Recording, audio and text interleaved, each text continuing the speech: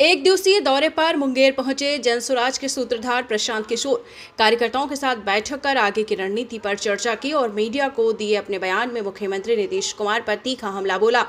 उन्होंने न सिर्फ नीतीश कुमार की कार्यशैली पर सवाल उठाए बल्कि उनके नेतृत्व और राजनीतिक फैसले को लेकर भी बड़ा बयान दिया। प्रशांत किशोर ने दावा किया कि बिहार की राजनीति अब ऐसे मोड़ पर पहुंच चुकी है। आने वाले समय में बिहार की सत्ता ऐसे लोगों के हाथ में जा सकती है जिनकी प्राथमिकता बिहार नहीं बल्कि गुजरात होगी। दरअसल बिहार विधानसभा चुनाव में हार के बाद जनसुराज अभियान को मजबूत करने के लिए प्रशांत किशोर इन दिनों जिलों का दौरा कर रहे हैं। इसी क्रम में आज मुंगेर पहुंचे, जहां एक निजी होटल में तीनों विधानसभा क्षेत्रों के संभावित उम्मीदवारों और कार्यकर्ताओं के साथ बैठक की और आगे की रणनीति पर चर्चा की। मीडिया से बातचीत के दौरान उन्होंने कहा कि जनसुराज को गांव-गांव और हर व्यक्ति तक पहुंचाना ही उनका लक्ष्य है, लेकिन इस दौरान उनका सबसे तीखा हमला नीतीश कुमार पर रहा। प्रशांत किशोर ने आरोप लगाया है कि जो नीतीश कुमार कभी परिवारवाद के खिलाफ बोलते थे, आज वही उसी राह पर चल पड़े हैं।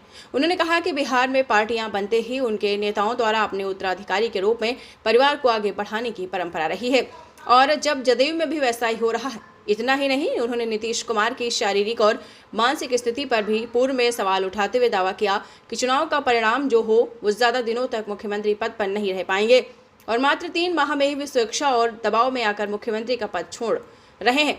प्रशांत किशोर ने ये तक कहा है कि आने वाले समय में बिहार की सत्ता ऐसे लोगों के हाथ में जा सकती है जिनकी प्राथमिकता बिहार नहीं बल्कि गुजरात होगी। उन्होंने आरोप लगाया है कि इससे राज्य की आर्थिक दिशा भी प्रभावित होगी, जहां उद्योगों पर बाहरी नियंत्रण बढ़ेगा और बिहार के लोग मजदूरी करने तक सीमित रह जाएंगे।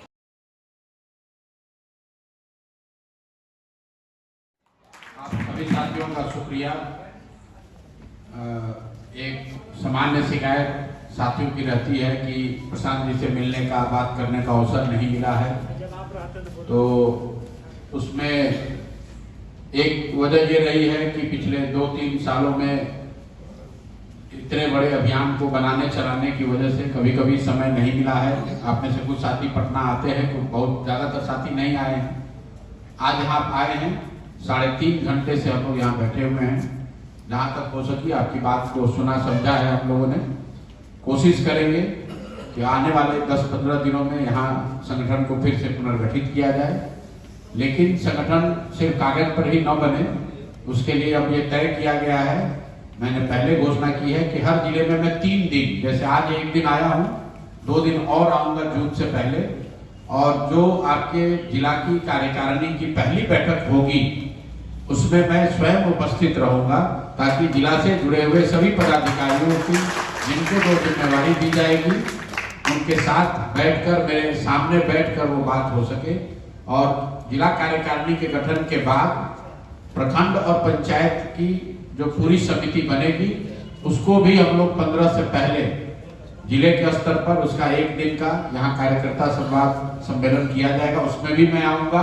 तो आने वाले अप्रैल, मई, जून 3 महीने में 2 बार, कम से कम 2 बार मैं आऊंगा, और वो 2 बार कोई पब्लिक मीटिंग के लिए नहीं और किसी कार्यक्रम के लिए नहीं, सिर्फ और सिर्फ जो संगठन का पुनर्गठन, पुनर्निर्माण होना है, जिन साथियों को जिम्मेवारी मिलनी है, जिन साथियों के साथ आगे बिहार नवनिर्माण का अभियान जून से शुरू करना है, उनसे परिचय, जैसा कुछ साथियों ने कहा, सब एक दूसरे को जाने, सबको अपने भूमिका की जानकारी हो, जहां तक हो सके उनको प्रशिक्षित किया जा सके और सब ऊपर से नीचे तक एक दूसरे के साथ जुड़कर एक ही संकल्प लेकर आगे बढ़े।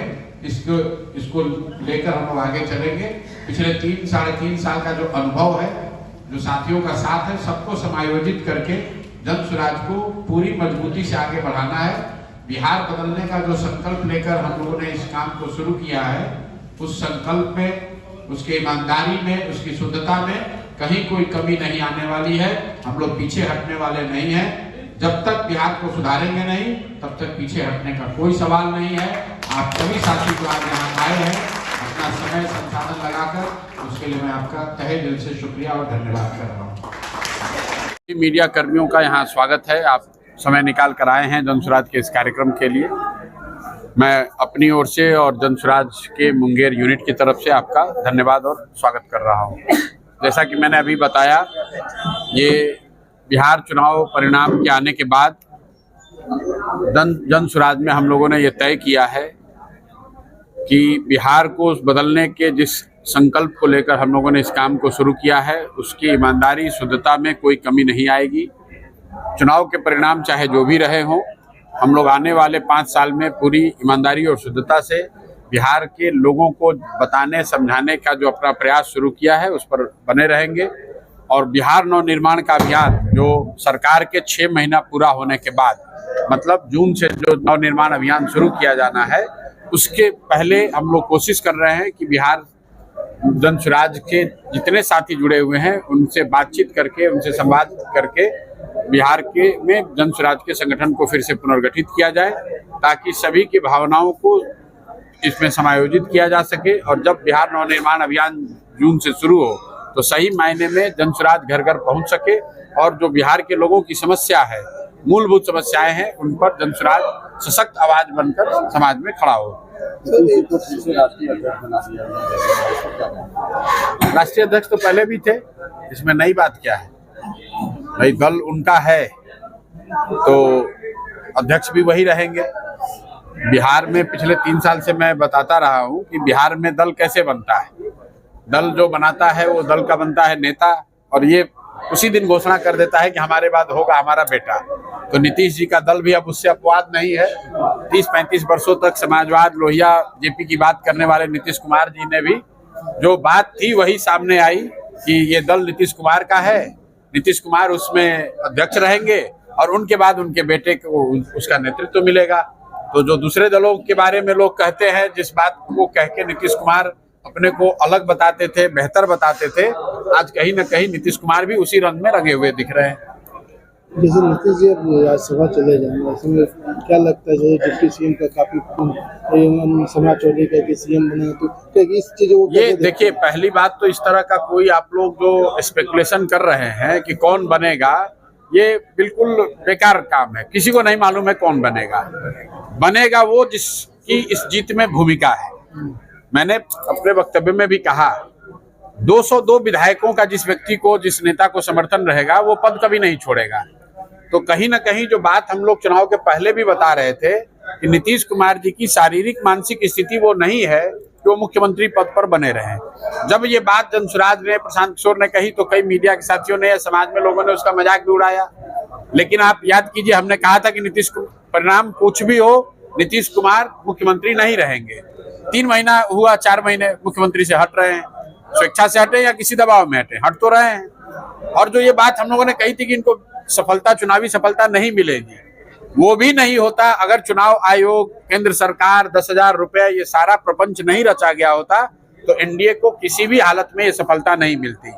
अब जिन लोगों ने ये सफलता दिलवाई है, जिन लोगों की मदद से 30,000 करोड़ रुपए बांटे गए सरकारी पैसे, जिस इलेक्शन कमीशन ने इस मैंडेट को हासिल करने में मदद किया है, जिस केंद्र सरकार की भूमिका रही है, उसके जो मुखिया लोग हैं, अब सरकार कौन चलाएगा ये वो तय करेंगे। महत्वपूर्ण बात यह है कि बिहार में पहली बार वो लोग गद्दी पर बैठेंगे जिनकी प्राथमिकता बिहार न होके गुजरात होगी। अब गुजरात के हितों को ध्यान में रखकर बिहार को चलाया जाएगा। और आज 20-25 लाख लोग बिहार के बच्चे जाकर गुजरात में मजदूरी कर रहे हैं। आप आंकड़ा याद रखिए, 2014 में जब मोदी जी प्रधानमंत्री बने तो बिहार से 7 से 8 लाख बच्चे गुजरात में मजदूरी करते थे। आज मोदी जी के प्रभाव से, मोदी जी के प्रयास से आप देख लीजिए, आज 20 लाख बच्चे बिहार के गुजरात में मजदूरी कर रहे हैं। और अब जब उनका बनाया हुआ मुख्यमंत्री यहाँ बैठेगा तो आने वाले 5 वर्ष में ये 20 लाख की संख्या बढ़ के 30-40 लाख होगी। क्योंकि गुजरात के फैक्ट्रियों में 10-12-15 हजार में जवान लड़के काम करने के लिए दुनिया में कहीं उपलब्ध नहीं है, वो सिर्फ और सिर्फ बिहार में उपलब्ध है। और वो बिहार से जाकर गुजरात में तब मजदूरी करेंगे जबकि बिहार में फैक्ट्रियां न लगे, बिहार में रोजगार न हो। इसीलिए मैं कह रहा हूं, जो भी मुख्यमंत्री बनेगा अब उसकी प्राथमिकता यह है कि बिहार से बच्चे ट्रेनों से भर के गुजरात में जाते रहे और गुजरात का आदमी फैक्ट्री का मालिक रहेगा। आपके, हमारे बिहार के जो बच्चे हैं उन फैक्ट्रियों में जाकर मजदूर बनेंगे, दरवान बनेंगे। यही बिहार की नियति है।